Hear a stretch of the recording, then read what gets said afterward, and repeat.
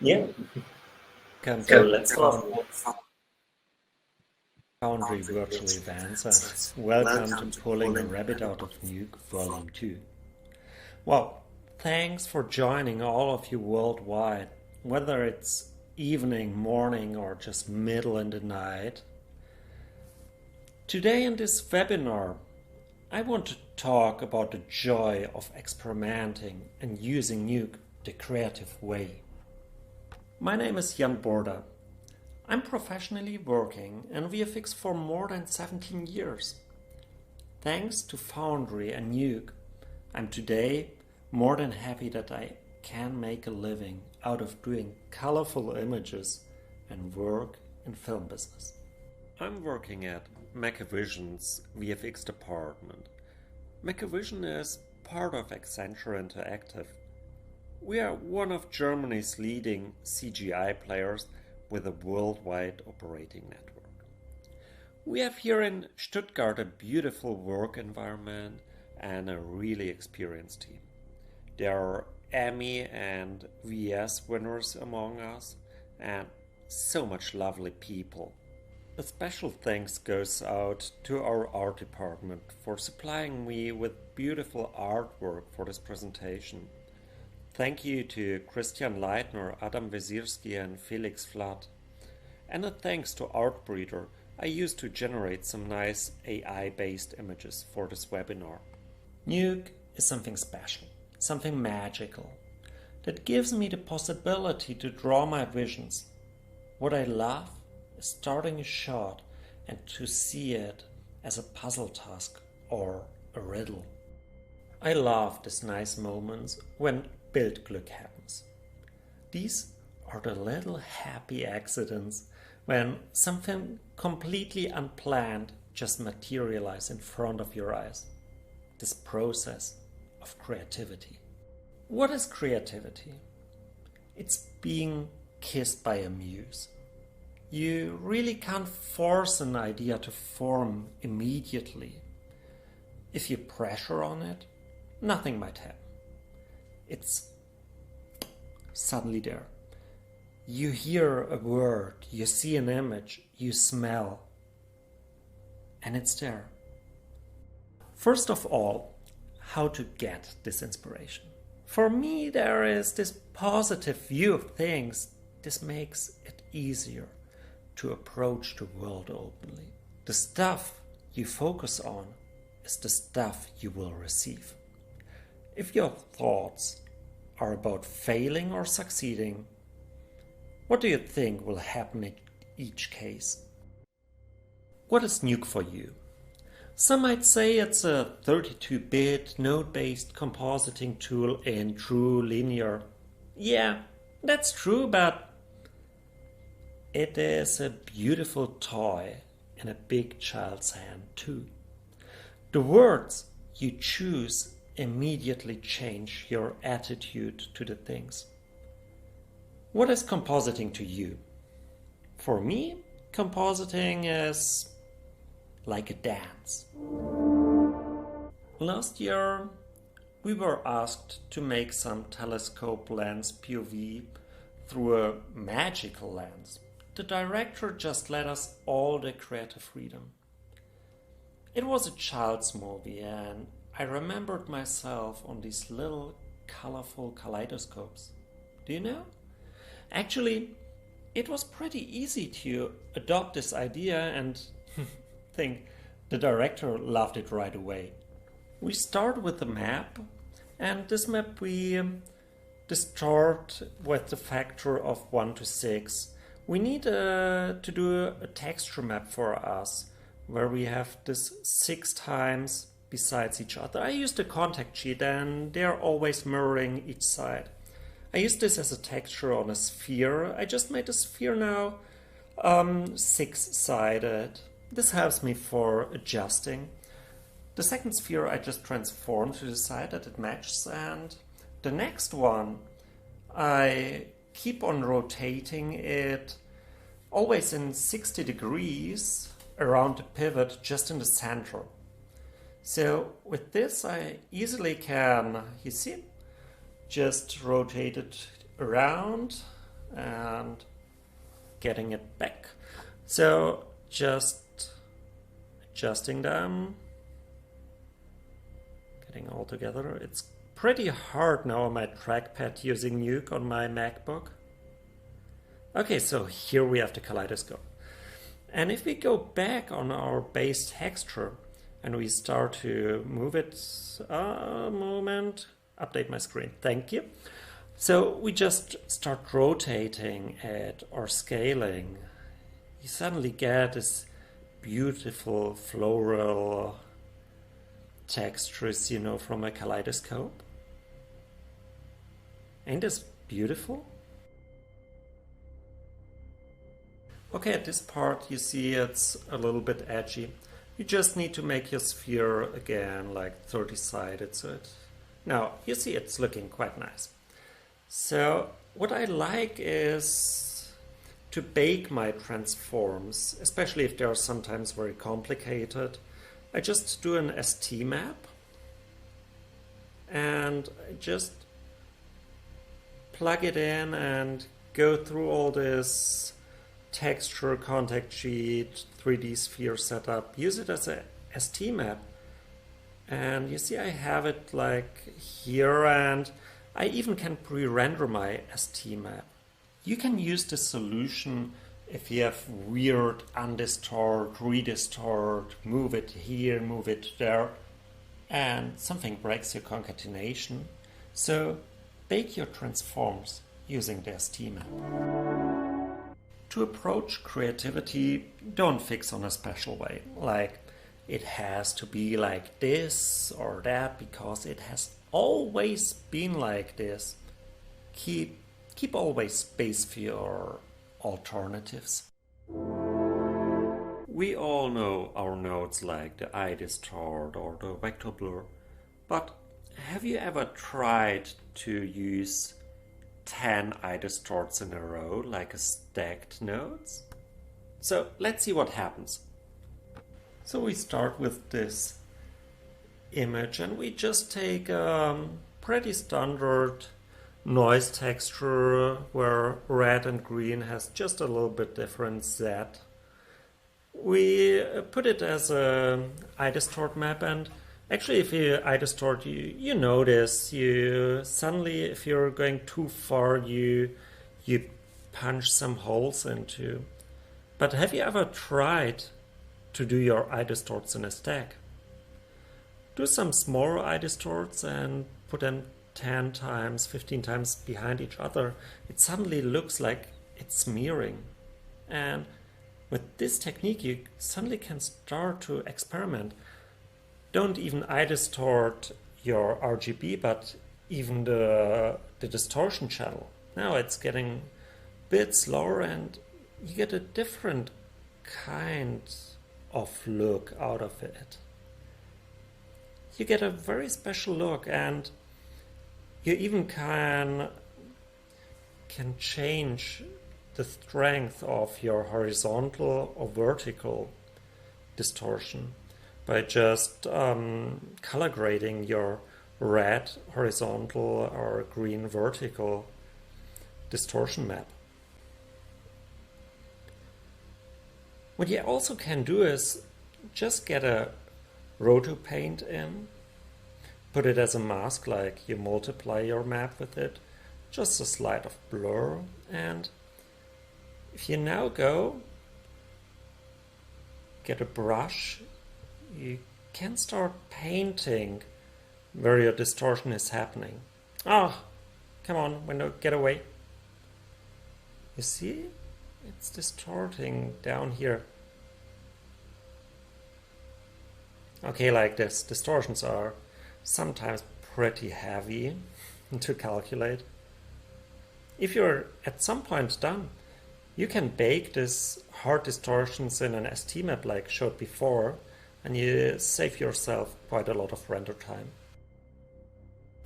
And if you now do this experimentation, we just go back and we have our noise, and let's do this with a VectorBlur. Oh, and the new VectorBlur, it's for me a bit complicated.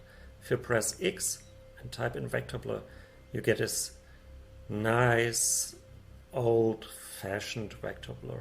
I love it. It's so you just have 3 or 2 points to point in. Okay, but going back, if you now put a slight VectorBlur and then you start putting like 10 VectorBlurs in a row, you get a pretty nice image. Okay, now let's do a bump map. So we just blur our image slightly, we do a difference, afterwards we just push it up, and now we look through our stacked vector blur. Somehow it feels now a little bit from the look like, you know, this Google Dream, Deep Dream images.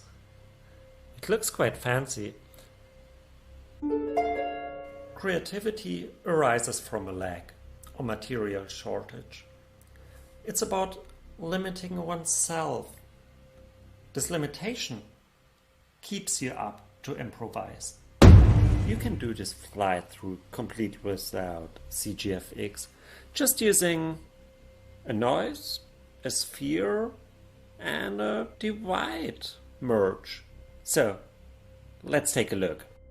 If we want a POV of a smoke monster looking in front and flying through, do a sphere and push a camera just in the middle of it. Do the camera very wide angled and use a normal noise as a texture going from up to down. Then it moves from the pole to the sides and just behind you. Okay, we have here a little texture problem. You can solve this with this old times Photoshop make a seamless texture. You just transform your noise by the factor of your image size, do a rectangular map, and just mask it to the right side. So you have here, and as the noise is nicely endless, seamless, you just have to texture what's happening on that side. So doing it a little bit softer, you see you lose your hard edge. Let's see this in motion. It's working pretty nice. You already feel some kind of smoke flying through us. So what's bothering me is this little stretchy texture in the middle. As we know, it's in the pole of the sphere, it's in the upper part of our texture.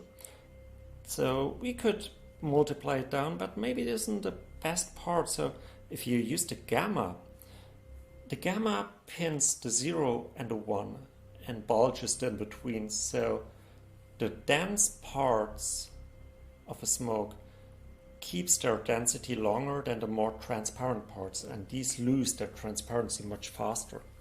So if you use a mask for the upper part and you then use your gamma down, you already see you may have a pinhole there, and then you just gamma down the whole texture. You see how the more transparent parts lose themselves faster.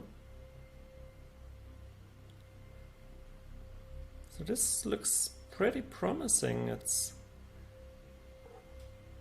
already feels quite organic, even with only a noise.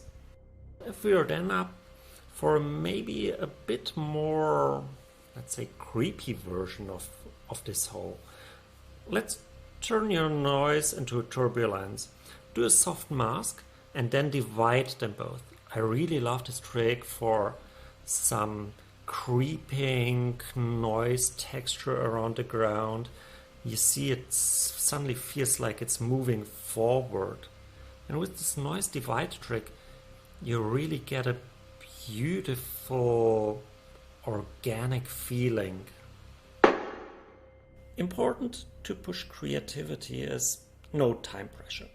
You know, that after a 10-hour shift, you possibly won't find a creative solution to your problem even if you try to force it. Creativity might rise in times when you're bored and your brain just starts traveling. There are some beautiful structures hidden somewhere behind the noise. And it's only a few notes away, so let's see how to do this. If you get a noise and do very hard erode, so you put it on something like 80 and go on Gaussian, and afterwards you just go over with an emboss.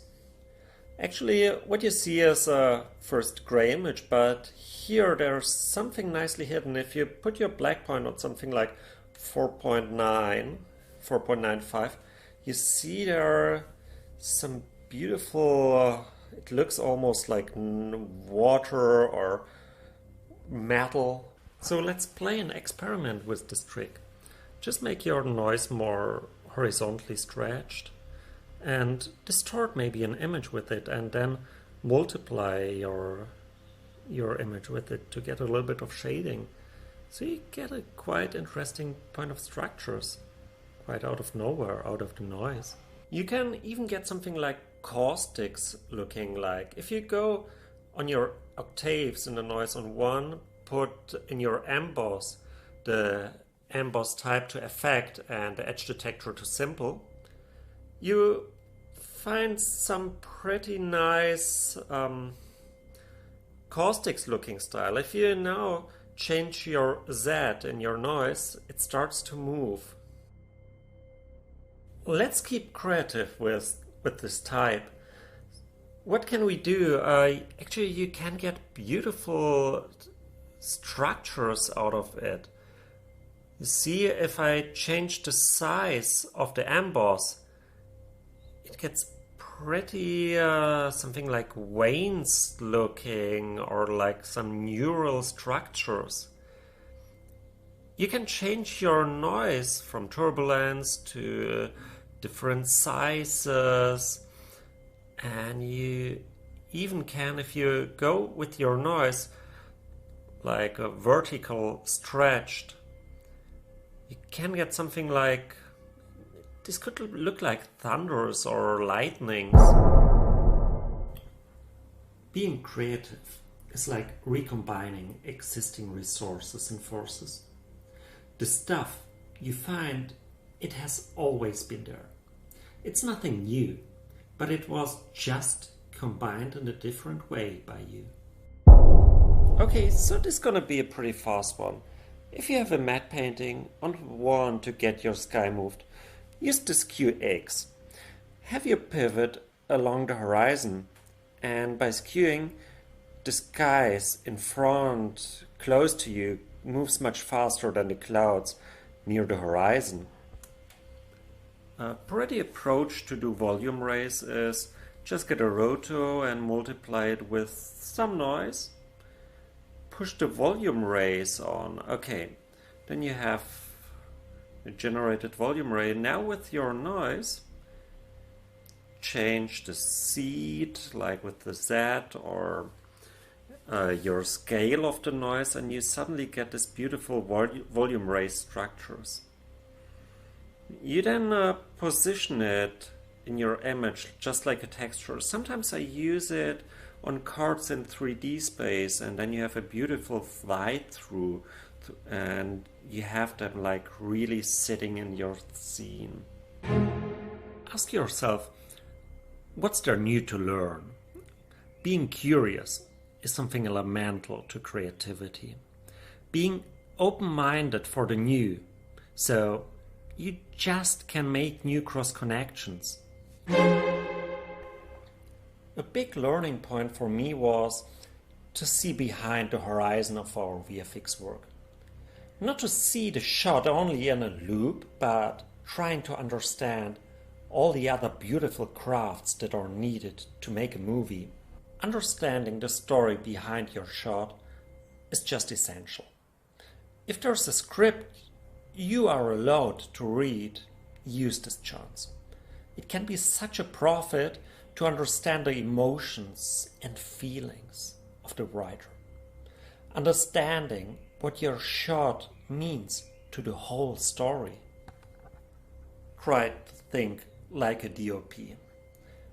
When you have a locked camera, it might really help your shot moving it in post and having in mind, what would a DOP do?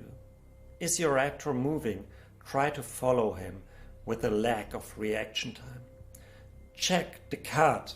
If all other shots are a handheld and the VFX shots suddenly are locked, it would feel like a magician always pointing for attention when he's doing a trick. Like, why not grab a shot out of the cut and track it? Like, then you even have the handwriting of the DOP doing his camera work. Check out for the cut of your sequence. It might give you a lot of information for solving your comp problems. Maybe there is an element you can reuse in your shot. Check your shot not only in a loop, but in the real cut too. Does it suddenly feel completely different? Maybe your attention is going to different parts now. As editors like to cut into motion, think about this when adjusting your post-camera move. So it continues the motion from the shot before or following. We sometimes tend into too much logical thinking. If you have a shot and the light and the BG plate is coming that way and this part is then in the shadow, if there would be an actor, the director or DOP might place an extra light to brighten the action up. Or if the actor with the special makeup is hidden behind the smoke lingering in front of his face, maybe the director would ask to blow the smoke away on set just to see the $10,000 of special makeup. And last but not least, as I said in my last talk, directors love animals. So if you want to place some Easter eggs in your shot, some hidden animals might do the trick. Love what you're doing. This is such a beautiful profession we are all up to. We are allowed to do films, and this is beautiful. We are now in the end. A big thanks for watching, and a big thank you to the Foundry team for making this possible, and I really feel honored to make this talk.